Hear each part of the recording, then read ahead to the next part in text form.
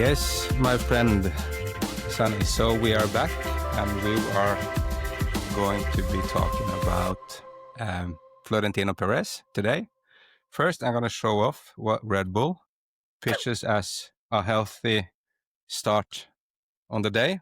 This is not product placement because I'm not going to recommend this for anyone, for anything. I'm quite certain that if you leave something in here long enough, it's going to grow a tentacle or something. It's going to, some shit's going to happen. But I'm going to try to drink it because I'm thirsty and I need a little, rough energy.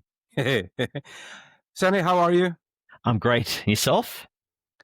Yeah, I'm good. I'm one of the lucky ones in my experience or my world that gets to hunt.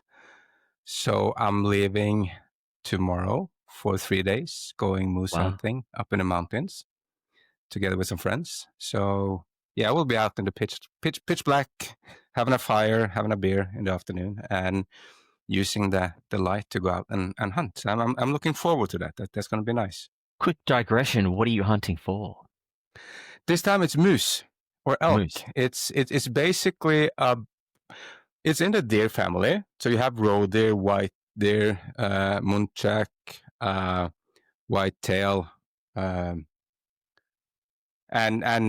red deer, and many more. One of their bigger brothers is the elk, and we have elk and moose, and you have both elk and moose in Canada and Alaska. Those are bigger. This one looks like the Siberian elk, so it has the mule and the big flat horns, and yeah, it's quite tasty actually. No, we're hunting for fun, obviously, but still we are part of the what you call it, the public. It's a program to make sure that there's a healthy livestock of animals living in the wild. Yeah. You may not know this, but in Australia, kangaroos are quite a pest. So people often go shooting kangaroos, and kangaroo meat is really lovely. It's quite tender. It's a really beautiful meat to eat. Kangaroo meat.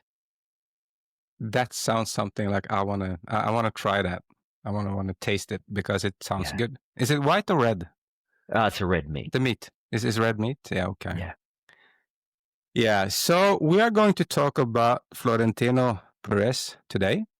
And this one was my initiative. I didn't know too much about him, but he had this project, the Galacticos, for Real Madrid, and the idea was to bring together the best players in soccer or football in the world, and have them in the same team, and then help a couple of selected other teams in Europe do the same, but the Galacticos Real Madrid was supposed to be the flagship of everything, and that was his brainchild.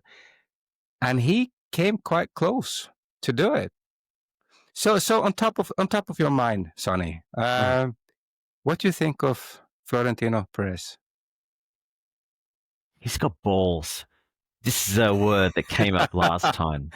Yeah. Right. For the lack of use of a better word, he's got courage coming out of his ears. I think just that whole ESL opportunity, which it failed, but I think it took a lot of courage to go down that route and try and make Real Madrid, into like an NFL club or an NBA club to really take it to the next level. Just a measurable amount of courage to do so. I'm just going to use 2 seconds to say that beside the Galacticos, which was the brainchild, he also was one of the frontrunners for an European Super League. That was what you referred to now. Correct, yeah. Backed by JP Morgan. It was supposed to be, like the NFL model and or the NBA or whatever. The idea was to allow the best clubs in Europe to play against each other over and over. That was the sporting side of it, the idea that the public would love it.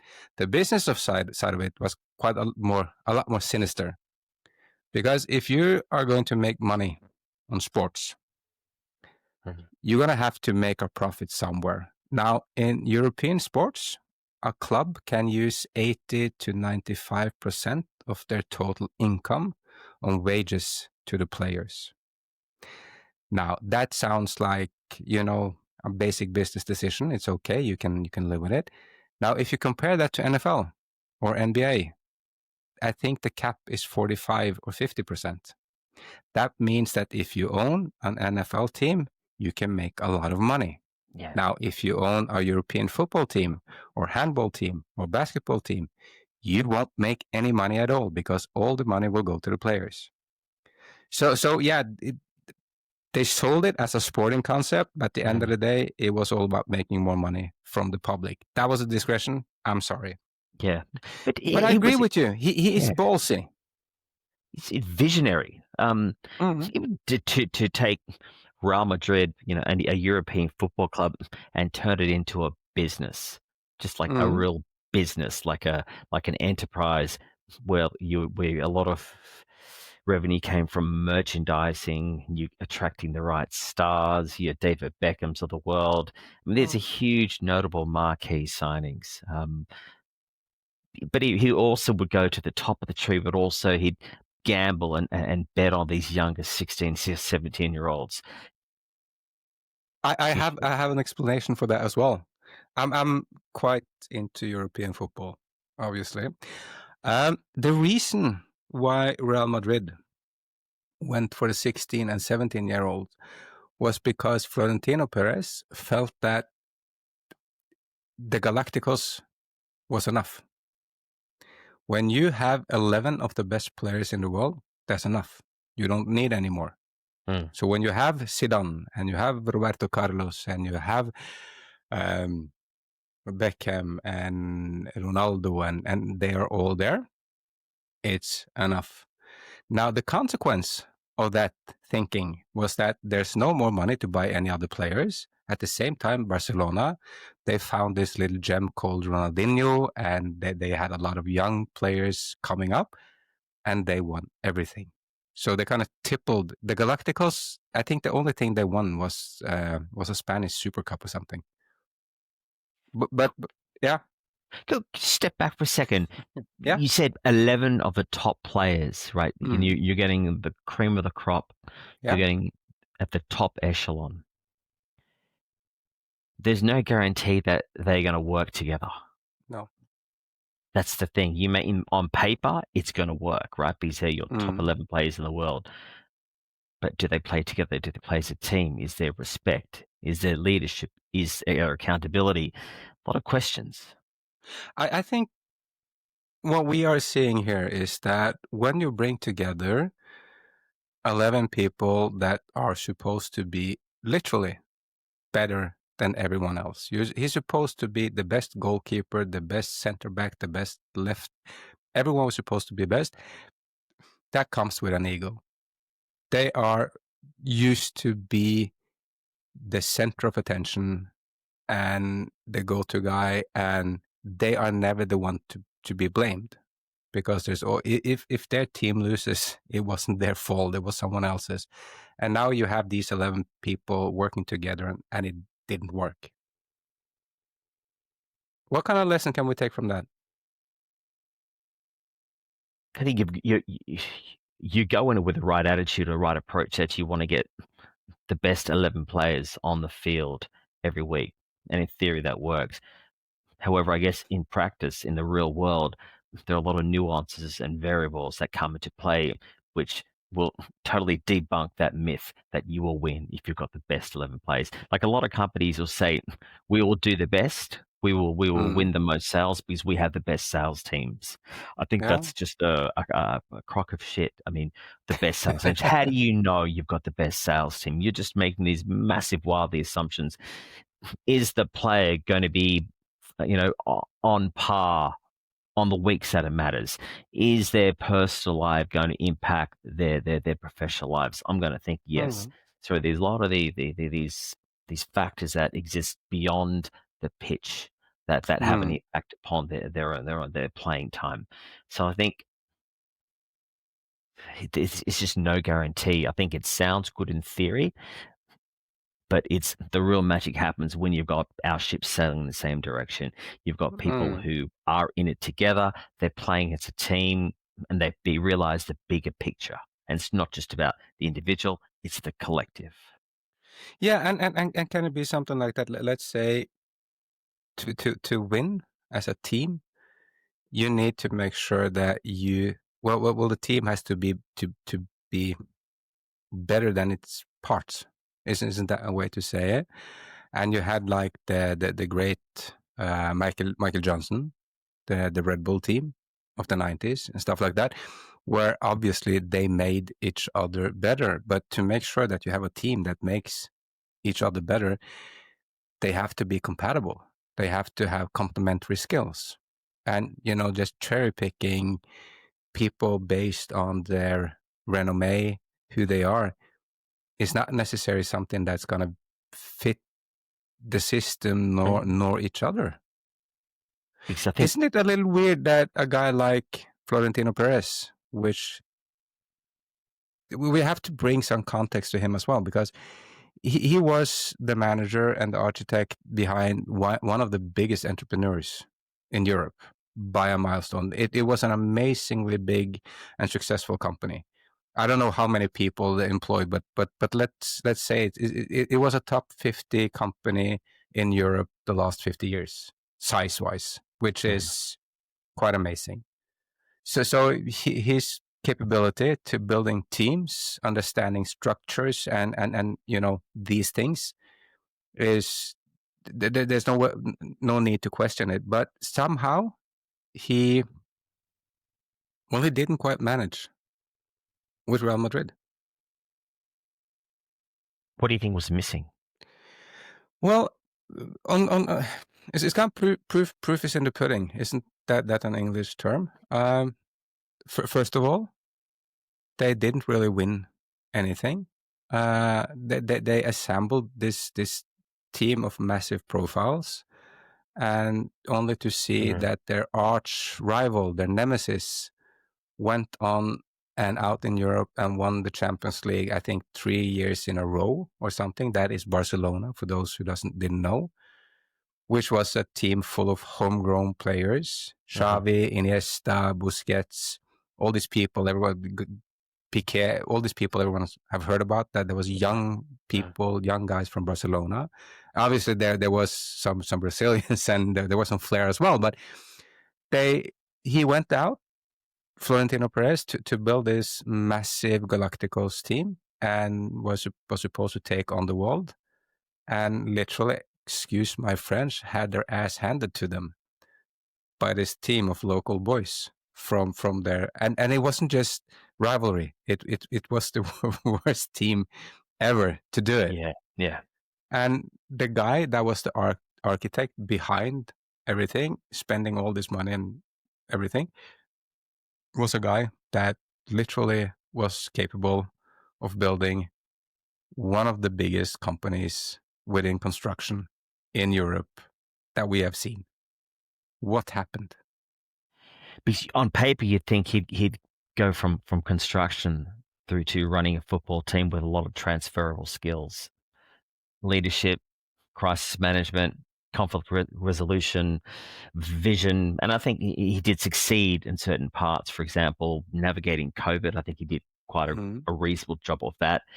But I think where maybe he was let down was just the culture on the pitch, the culture in the change room, I think more so. It's the culture that sits behind what the public sees, and then that manifests itself out on the pitch. And that it could be disagreements amongst players. It could be just having a different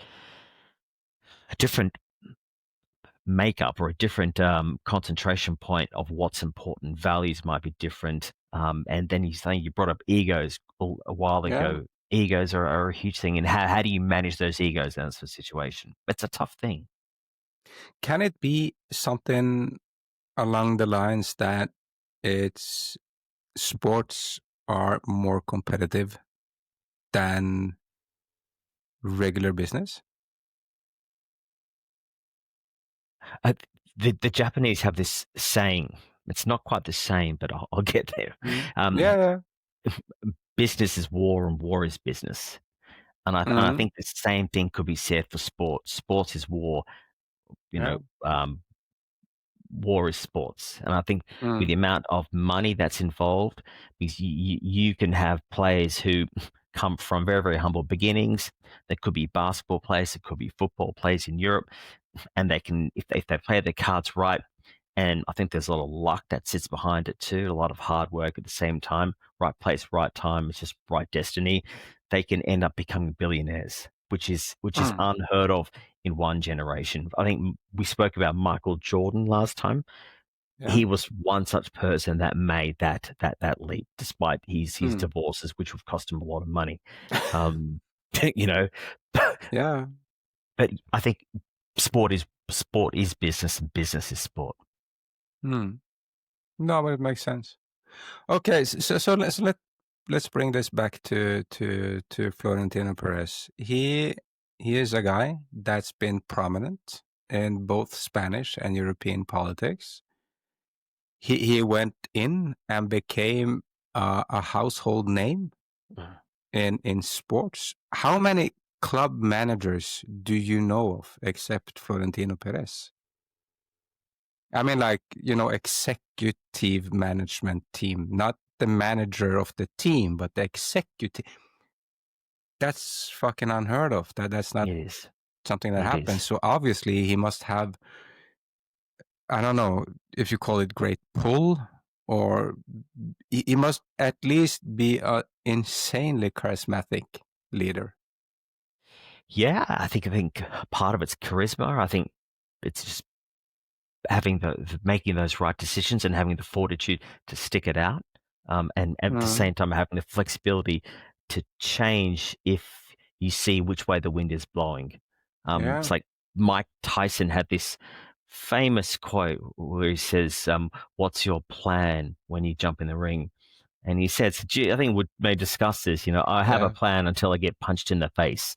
It all Then changes everything. then. Yeah. It's the same thing. But no, but it makes sense, because the way I see this man when I read about him and try to, one thing is obviously, I don't know how to bring talent into it, because he's engineer by trade, but he had a vision for European football, and European football engages, let's say, not everyone, but every household. There's at least one person in almost every household throughout the world that's engaged. It's the world game. Somehow. It is the world game. And he had the vision to go out and create the Galacticos. And although it wasn't a sporting massive success, it was an immense commercial success. Obviously, they made a lot of money. And he used that to almost be able to single-handedly, and I'm going to give him all that credit, to almost be able to pull out the biggest brands throughout Europe and set them into a competition of their own. How do you manage to do something like that? I mean, it's unheard of. What kind of person is able to do something like that? Being an engineer, he's obviously his background's in engineering, and it's construction company. I guess you're engaging your left brain, right? It's very, maybe it's left brain thinking, and maybe he is a left brain thinking person. So he's a visionary, methodical, he's rational.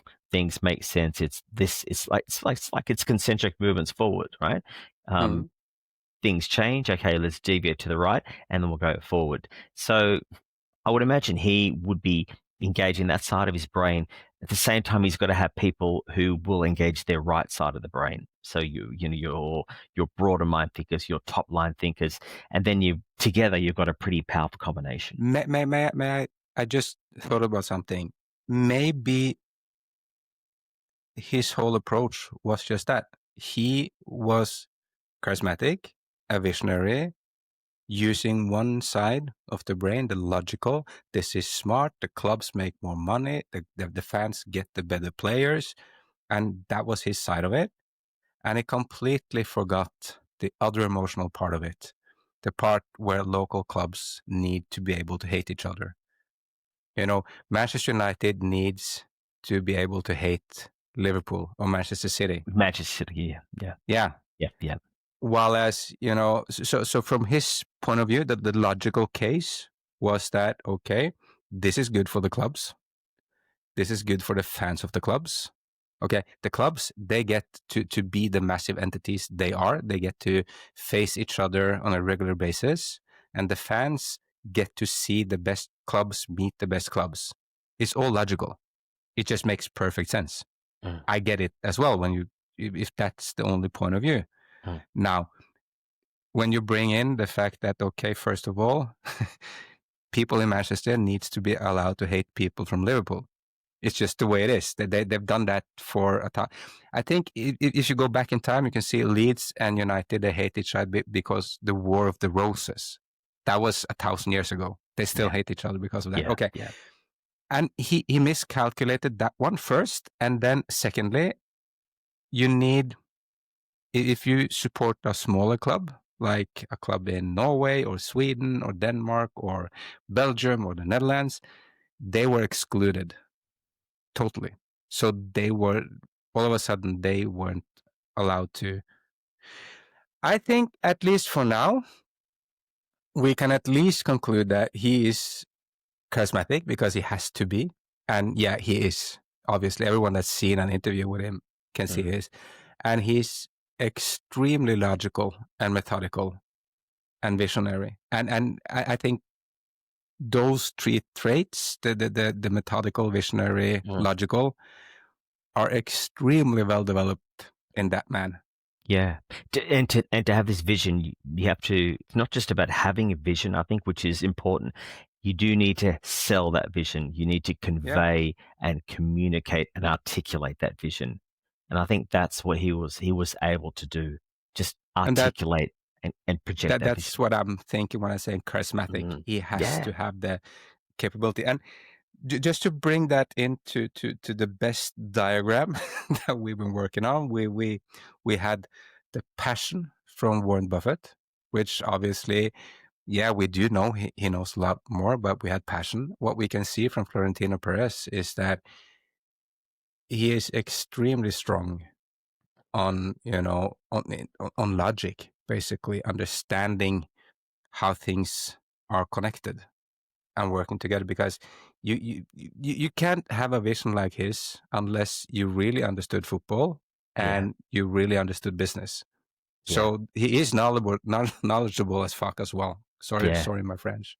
I think he's operating on a different level. It's almost like he sees the plays a couple of years in advance. So I think he kind of predicts where it's going. He can see where it's going, and he gets there before most of the other people get there. I think that's really what he's done with Real Madrid, and other clubs have played catch up to get to that high level of echelon. And that will play right into the success he's had in business as well. It just makes sense. It kind of falls on the same. Yeah, and he's also had some personal tragedy as well. I think with family members as well. I think he's had some very sad premature deaths from my understanding of him as well. So he would have had a lot of challenging situations to deal with along the way. It's not just about business. We will bring our personal life to work. That is the nature of human being, right? So I think it's important just to acknowledge that. And but you could probably bring that into who you are and develop us as well. I do get that if you have a lot of personal tragedy in your life, that it's easier to focus and keep developing the logical the rationale side of things, if for no other reason to suppress tragedy. It can be a dangerous thing, though, right? To suppress tragedy. No, no worries. And no, but because to me, it's still like, okay, so first, it still baffles me that he, with his experience, didn't see the fight back and the backlash that came. I'm just surprised because he has so many good advisors. But on the other hand, he managed to convince JP Morgan to invest a couple of $1 billion into it. So yeah, back to charismatic. I want to start honing in on some sort of conclusion. My take, based on what we've been talking about, and I think this is mutual. He to be successful like Florentino Perez, charisma is an important trait. To be a visionary, but to be a logical visionary. By logical visionary, I mean he's a visionary based on his knowledge and his understanding of how things works. And those two traits, the charisma and the logical visionary, has made him an incredible force in Europe in the last, 20 years, more or less. Yeah. You would have had to have a lot of belief backed up within that vision and that logic, particularly when those people around you disagree with you. And that takes a lot of courage just to be so resolute, and you can never be 100% sure that you are correct. However, I think there's no substitute for a person who stands for something. A lot of people in the world don't stand for anything, as I observe. But this person stood for something, and they got to respect the hell out of that. And with that comes a lot of backlash, a lot of questions along the way, which naturally would make you question your own self. But he kept bring on going. that into? I had a conversation with our friend Dr. Hatim, and we spoke about Tony Robbins. Yeah, and this is what you just brought up. Is literally the first sentence in the first page in the first book in the Tony Robbins manual. Make a decision. With making a decision is like, okay, this is what I want to do, and may the chips fall as they may. Yeah. So when he says make a decision, it's not like, okay, this is something I want to do. It's more like, this is something I'm going to do. And I'll suffer the consequences, good or bad, following through. And so, yeah, that's the first really good red thread. Yeah. Between even if make a decision, even if it's wrong, just make a decision and stand for it. And you'll learn if it's right very, very fast. And he says that, and this is so fun to hear you say it, because I don't know if you read Tony Robbins, but a little bit, what he falls back on is that when you make the one decision, just learn how to make decisions, because as you move along making decisions, as you go forward, you'll be better at it. It's like with everything else. You'll be better to make decisions based on conscious and subconscious data. So, and as soon as you make a decision, okay, the next step is to take action. And when you take action, and this is the fun part, because here's a lot of people, but what kind of action? No, just take action. Do something. Yeah, just move. Just move. Yeah, just move. Don't be standing in the door. Open, close, I don't care. Just walk, move. Yeah. And when you've started to walk, you'll soon enough see if it's the right path. And but when you're walking, changing path is not that difficult. The difficult part is start fucking walking. Okay, that was a digression. I just had to bring it in because we see now how everything ties together. It does. It's nice. This is you can see how this. Yeah. Okay. I think this is good. Is there anything you want to add? We are breaking the half an hour mark now. Add one final thing, just and again, I'm going to digress, just because you brought up Tony Robbins. Yeah. This whole thing about just move, because I think he's got a famous quote, Tony Robbins, and I think it's fantastic. If you're in your head, you're dead. The rationale being, if you're thinking too much about what to do, it just leads to indecision, and you just don't end up doing anything at all. So it's almost like you got to kind of think, make a decision, and then move, and just move your body, take action then and there. Don't stop and wait till tomorrow morning, but just do something to give you a little bit of momentum moving forward. So, and I think I know. I think I sometimes tend to live in my head a little bit, and that's something I'm coaching myself out of not doing and saying, you thought about it, you come up with a decision, now we move forward. Okay, we've done the planning, now let's take action. But we're a work in progress, right? We're all a work in progress. I fucking love that. I love that. We're gonna. I think we're gonna leave on that note. The one that if there's anything you need to do, make a decision, take action. It kind of ties up with all the people. I'm already now, I'm 100% certain that this will be a red thread throughout. Yeah. Thank you so much, Sunny. This was fucking amazing. You don't hang up. Let's use 2 minutes afterwards. But I'm just going to close this is the end of the recording. See you soon, guys. See you then.